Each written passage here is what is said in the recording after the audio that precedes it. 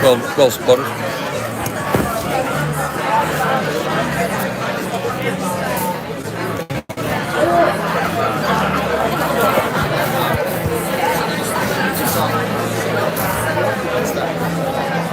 That's all right, isn't it? Screen's behind it. Oh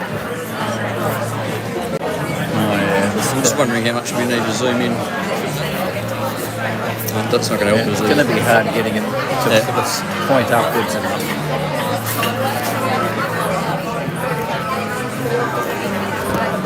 Like that. It's about the level we wanted at, isn't it? Yeah, it's about right. Ideally, you'd like it higher, but it'll around because they know they can turn it so it's landscape. It's okay. Well, it was only really, I don't care if it's landscape or up this way too much. It was just I thought the right way to mount it into that thing at the time. I appreciate that though. There's no real need to grab the surrounding tables. The focus will be better if it's up and down anyway in the middle, I guess. Something in front of that would be good.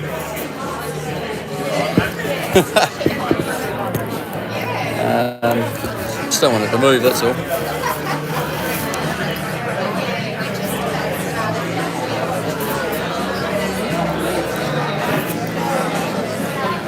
You're supposed to be keeping an eye on it, but you're probably better suited for it. If you could just keep an eye and make sure nothing goes on before. Yeah, we'll watch it.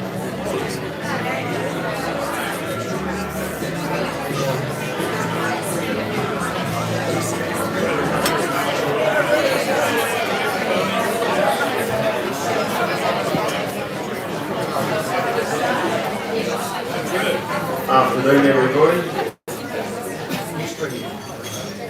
Everyone's got a bit of a feeding to them and a couple of sherbets.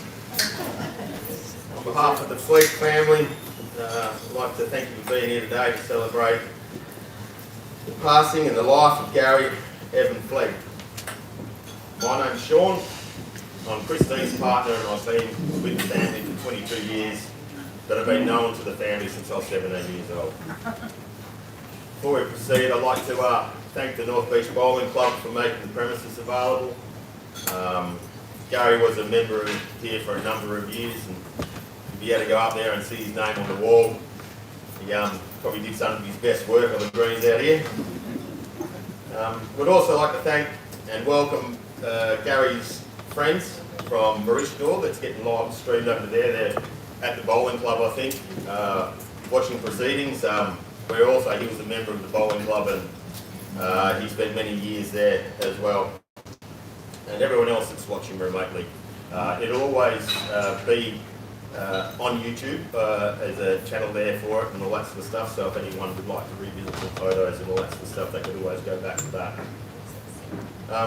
Following the messages from the family and friends that come up here and talk, I'll be up here again with a microphone that's cordless, obviously, so if anyone would like to say anything or tell a story about Gary and their relationship with him, or an incident that might have happened that might have had a bit of laughs in it, be quite welcome to do so. If you just put your hand in the air and I'll come to you so you can stay seated at your table.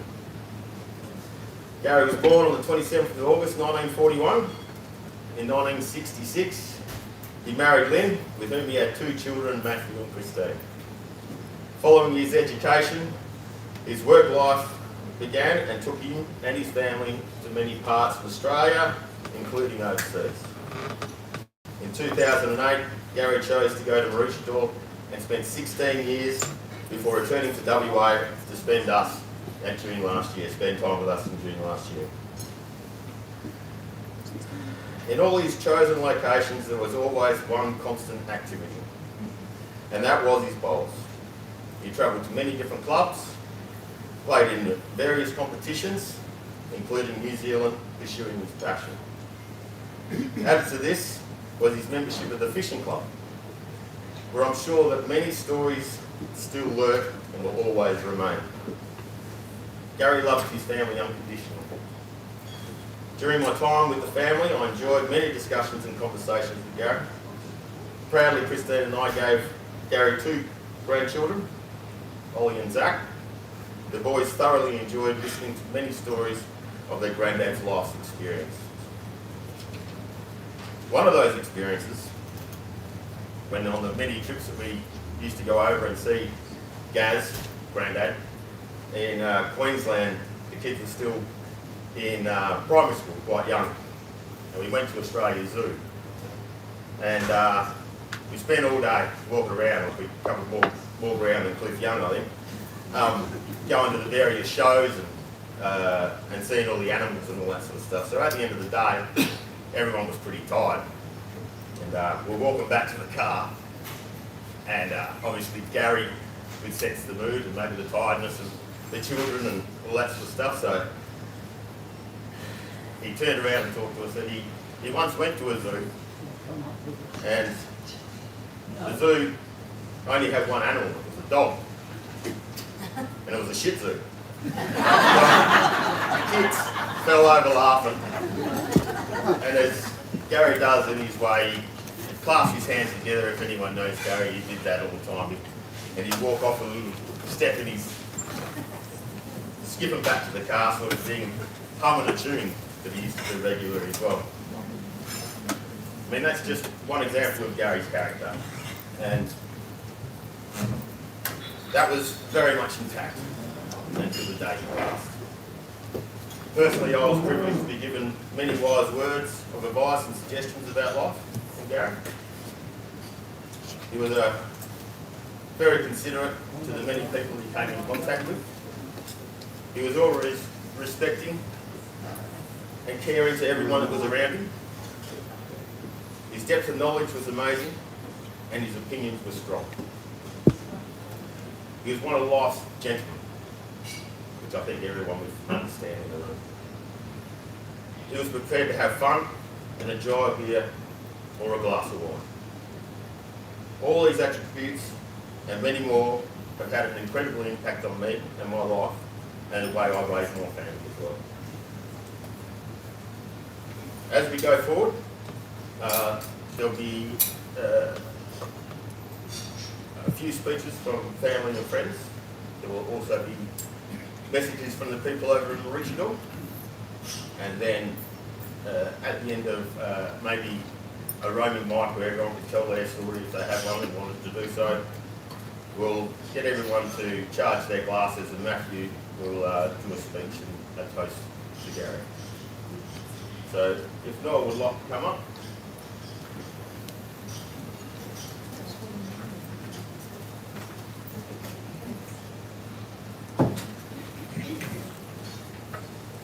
Hello everyone.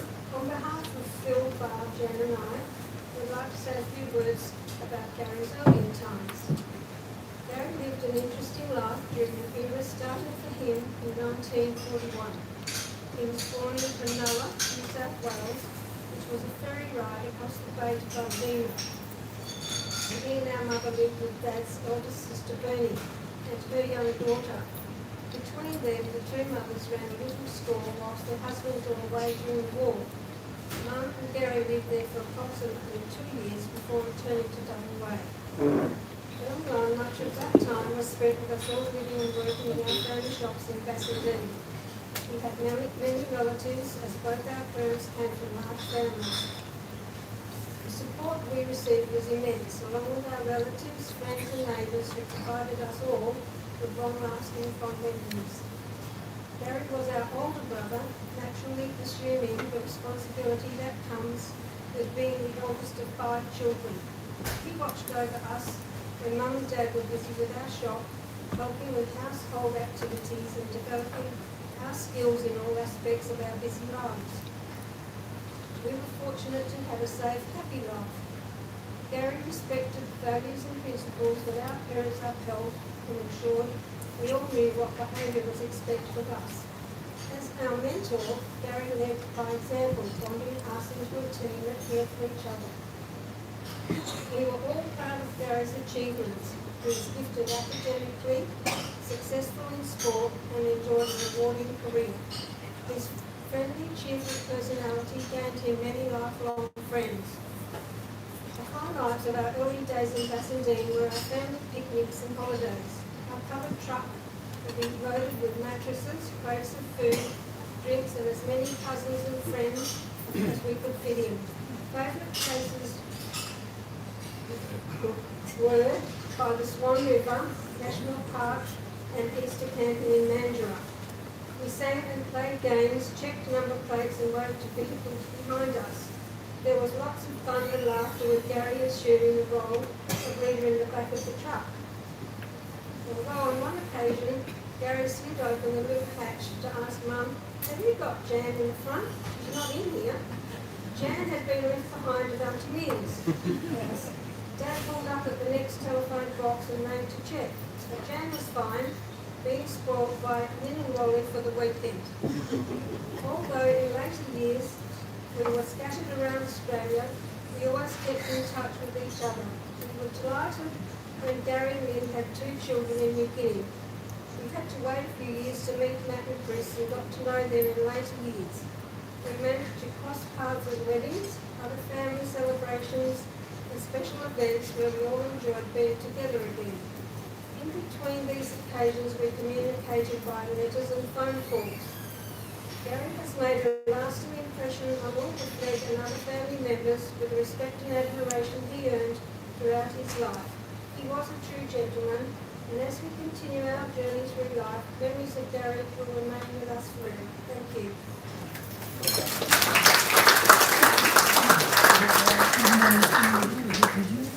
Thank you, Noah.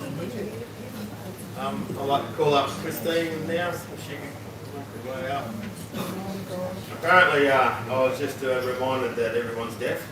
Yes. So, you're going to hold it up to your mouth, apparently.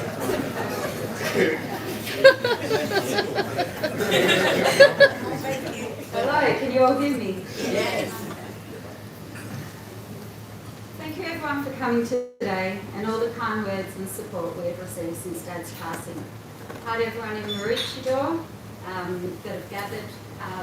I'm really glad to know that you're at the bowling club today, also to honour my dad and all getting together, and hopefully you are seeing this live streamed and it's all come together. He had a charmed life over there and didn't really want to leave you all and the lifestyle he loved so much. My dad was a kind and gentle man with a great sense of humour. He was very diplomatic, he was a wealth of knowledge and a great listener. He had a remarkable amount of patience. Growing up, Dad was quite often studying and working in his office. He was always my go-to when I needed help with schoolwork and always gave us his time. He loved his sport. I never quite understood it as a young girl, but Dad always became deaf when the footy was on. He had a remarkable ability to be able to tune everything else out. It was quite impressive, really. He was also quite the sportsman. A pretty good footy player when he was young, then years of golf until he took up lawn bowls and never looked back. No doubt the friends he made over those years and the social scenes were also hard to resist. Dad had a love of nature. He spent his early days working for the forestry department, which included long stints building roads through the southwest bush, to several years in New Guinea surveying and mapping in the jungle. His thirst for knowledge and love for trees, plants and flowers were infectious, and always kept a beautiful garden growing up. Always seemed to know the answer to any plant or bush that we didn't have the answers to. He loved his music. I've put a playlist together. You are listening to some of his favourite songs. He was always humming a tune and didn't mind a bit of a boogie. Grew up listening to his vinyl collection in our lounge room, and hopefully you'll hang around a little bit to enjoy some more of his music later. He loved a fine wine or a cleansing ale at the end of the day. I definitely learnt my appreciation of a full-bodied cab sauv or a crisp light soft blanc from him. Or maybe it was from when I was younger and Dad let me have a sip of his sherry at the dinner parties. He also had a great collection of vintage ports, to which I became custodian of when he moved over east. Every year, when Dad would come back for a visit, we would open one. Can't say they were all good, but I'll never forget one particular night we opened a magic drop. Out came the stockings, mine of course, and the decanter, and while Sean watched on in dismay, Dad and I sipped and scoffed and marvelled at every mouthful and changing flavours this little beauty had to offer. Needless to say, not a drop was left, and we smelt the perfume from the bottle for the rest of the night. We visited Dad in Maroochydore a few times since he moved over 16 years ago, and understand why he loved it there. He had a beautiful apartment opposite the Maroochy River, and loved to watch the world go by. We had some great holidays over there. 2 years ago for Christmas, Sean, Ollie, Zach and I went and visited. We hired a houseboat in Noosa, spent a few days cruising, fishing, playing cards, and just enjoying each other's company. Cherished memories like these I will always hold close.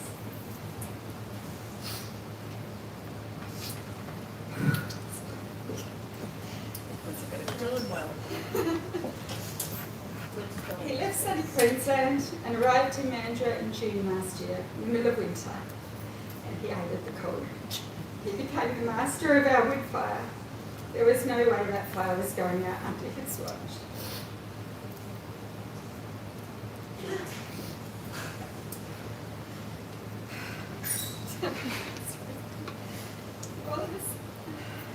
While he's at work, he'd keep that fire stoked log by log and keep the house toasty and warm all winter.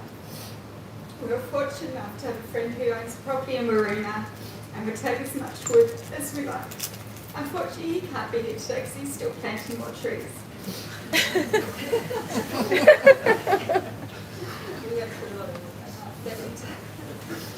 The last 6 months, we just spent with Dad was special. I wasn't sure how we as an extended family would all gel under the same roof together, but living with Dad was pretty easy. He may have said that living with us was a bit crazy at times, but I'm sure his mind was blown more than once living with 2 teenage boys in this modern day, but he never judged. He brought a calmness to our home, mutual respect and understanding. He lived with a blood disorder for many years and relied on transfusions and even platelet infusions at times. So if you're ever thinking about giving blood, please do, as this prolonged Dad's life considerably and it would be a great way to honour his life. I also want to give out a huge shout out to Silver Chain, as this wonderful organisation. Without it, we wouldn't have had the privilege to look after Dad at home in his last few weeks. Their care and empathy towards us were amazing. Although it was tough at times, I wouldn't have it any other way. To some, he was a true gentleman. To others, a bloody good bloke. To me, he was the most wonderful dad. He filled my life with love, and I'll be forever grateful for having him in my life. I love you, Dad. Love you, Dad.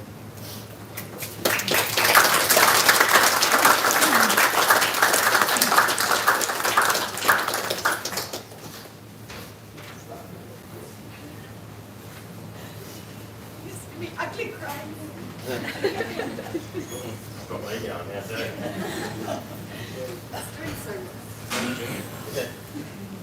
Thanks, Fleggs.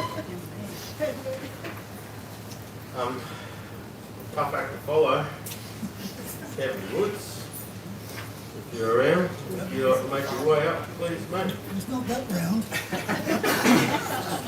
You can clear a path for a man with 2 dodgy knees. I'll get that.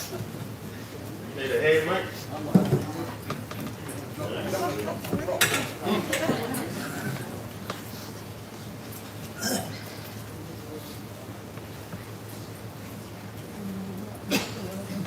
Thanks, Sean. My name's Kevin Woods and I'm a Microphone! Gary's from our days in TAFE. Gary was not only a colleague of mine, but he was also a good friend and a fishing mate. I first met Gary in around circa 1975, and he'd just come back from working in New Guinea. And he and a couple of his friends from the Forest Department went over there to help the New Guinea government to develop some mapping protocols and so on. And he came back and visited me in my house in Doranoa and said, look, I've just come back. Do you think there might be a job in TAFE? And I said, yeah, the good news is there will be a job in TAFE for you. Right? But the bad news is it's in Kalgoorlie. And he came up with this green old Volvo, which he had, and I'll come back to the Volvo a bit later on. And subsequently, he's never run to Dhaka Challenge, right? His 2 kids. I think Christy was a 6-month-old little bundle with a red-haired girl. I remember coming around, seeing her with it. And he went to Kalgoorlie and set up a department there in surveying and mapping along with his burn. And he was there for a couple of years, and then he came back and joined the Wembley Tech Department of Surveying and Cartography, and he was a terrific lecturer, got on so well with his staff. Everybody said he was a perfect gentleman. The students loved him. He was very considerate and had a great sense of humour. I was reminded of his sense of humour when, about in the early mid-60s, I was a cadet in the mines department in the Treasury building, and Gary was a cadet in the forest department in the R&I Bank building, which had just been completed. He used to look out the window and sort of see the forest department buildings. Anyway, Gary and his crew decided that they'd have a bit of fun with the people walking past Barrack Street. And so what they decided to do was to get a long green plastic snake, put it on the end of a fishing line, dangle it out the window, and have it in the planter box. And as young girls walked by, they'd flick the snake up, and the young girls would quickly go to the toilet as they went past. So he had a great sense of humour. Gary also was a great fisherman. But one of Gary's exploits about fishing was he would go away with some of the fishing boys over there from the Wombardi Fishing Club.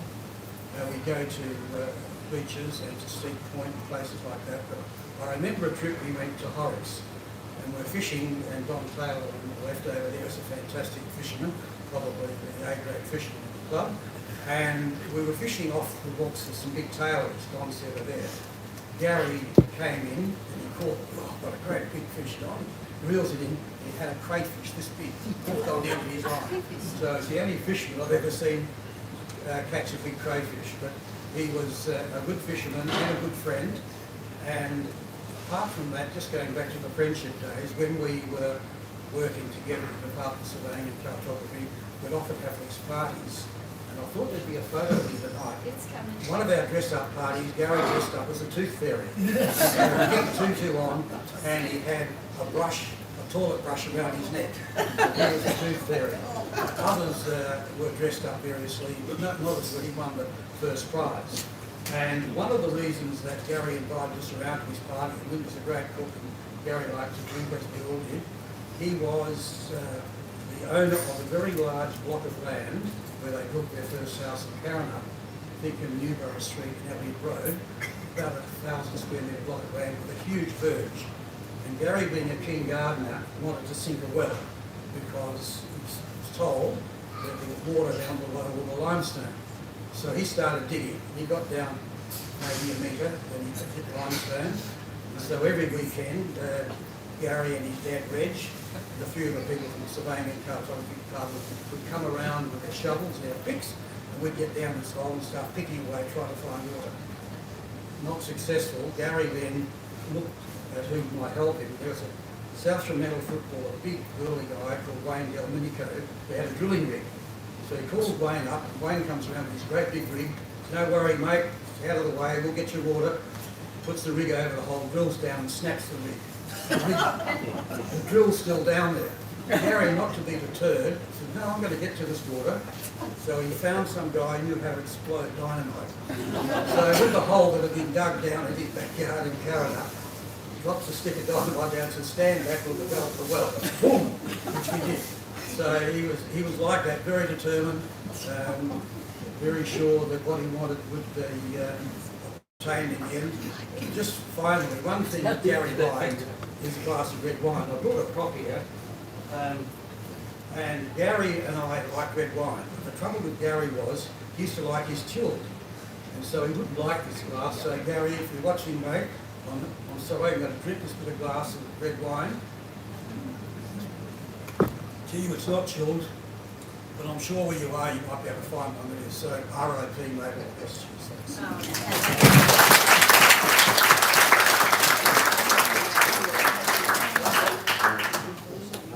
Thanks, Kevin.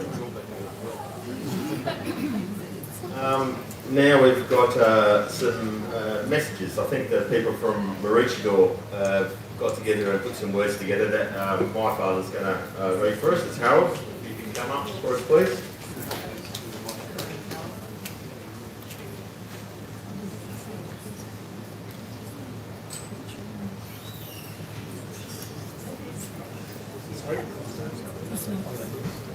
I've had my instructions with the mic to keep it up in my face.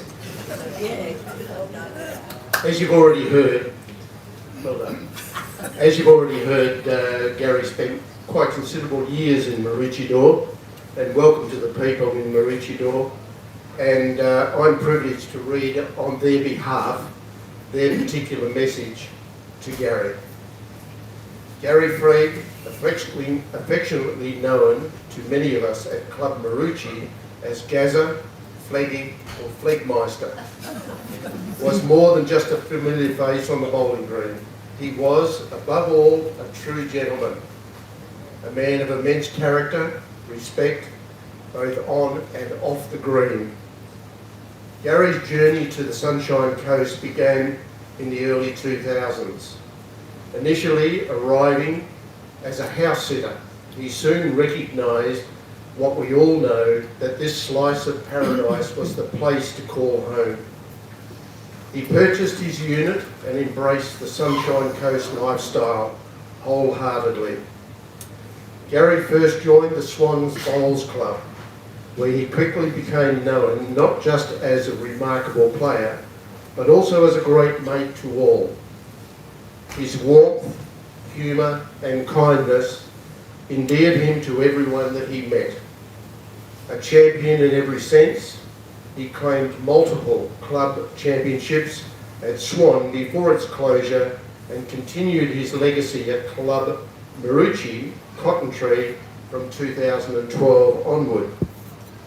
As a competitor, Gary's talents were undeniable. Representing both clubs, he excelled in pennants, Super Challenge, the Grade 8 inter-club competitions. His unwavering quality and consistency on the green were instrumental in many of the club's successes over the years. Some people are legends in their own lunchbox, but Gary was a true legend. A man who stood head and shoulders above many, not just for his skill, but for his humility, grace, and his good humour. Today, we at Club Maroochy salute you, Gary. Your presence brought light and joy to all who knew you. You will be deeply missed here on the East Coast, but your legacy will live on in the hearts of everyone you touched. Rest in peace, Fleggmeister. Thank you.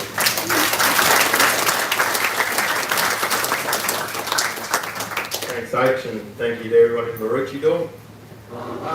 So now comes the time where I can walk around, and if anyone's got to say anything or wants to say anything, they can just put their hand in the air and I can come round and stand next to you, and anyone can have a few words if they'd like to. Is anyone willing to do that? I think Trophy, you wanted to have a crack?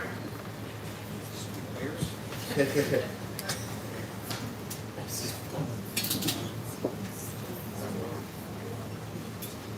everybody. Gary, as you can aware, very good mate of mine, and I was very disappointed when he left their club. But when he got to Maroochydore, I thought, what a bloody great place. So I jumped on a plane and have done so for the last 16 years, gone over once a year, played all around the place. At this club, when he was here, as he said, he'd won lots of stuff. But when he got to Maroochydore, he played even better. And the thing with Gary and I started, I can't remember how many years ago, now it's quite a lot. Excuse me. And he walked into the club, and this was a story about two blokes. Gary walked into the club, and I walked in after him, but didn't know him from a grain of salt. We got to the bar, turned to me and said, hello mate, how you going? We introduced ourselves. And he said, would you like a beer? And I said, well, I'd really like a beer. I said, but I have a lot of trouble with diabetes. I said, I can only have a scotch and dry these days. And he said, well, that's a shame, we'll have to have two. So as it went on, Gary the whole time that I've known him, always asked me first what we're about to drink. How was your diabetes? And it did change for various drinks to various levels of diabetes. Never once did Gary ever say that I shouldn't do that. He always made sure we had another one. A couple of other things I said to Gary when we brought him home, and I spent many a long hour talking and chatting, going through all the things we went through over this journey, Gary and Richard. And I said, what do you reckon we done? What was the best thing we've ever done between us? Where to go, where we played, who we played with? He said, the best thing we ever did was went to New Zealand and played in bowls over there. And I started over there through a guy called Silver at our club. And I was on our way, Francis and I were on our way to America, and we decided we'd call in and see Graham Griggs. A few bowlers here remember Griggsy? And we got over there, and we were over there for 3 or 4 days, and we had a few drinks, as we know Griggsies and boys here know like to drink. And we finally got through all that over about 4 days, jumped in a plane, did the trip around, and I got home. It was a few days, I think it was a few days, I don't know the exact numbers. And he said to me, would you help me get the suitcases down? And I said, why? Where are you going? He said, well, you're going to New Zealand. I said, and I don't remember why. She said, well, your mate convinced you that you would come back, and you and him were hugging and kissing outside the restaurant, and you was ready to come. So to cut a long story short, I went over and had the best time of my life. I've never enjoyed bowls so much, ever. And the people of New Zealand were amazing. But Gary was stuck on the other side, and he couldn't get in the team that I originally started with. I think I played 3 years, went over to New Zealand 3 years in a row. And then I said to Gary, you've got to get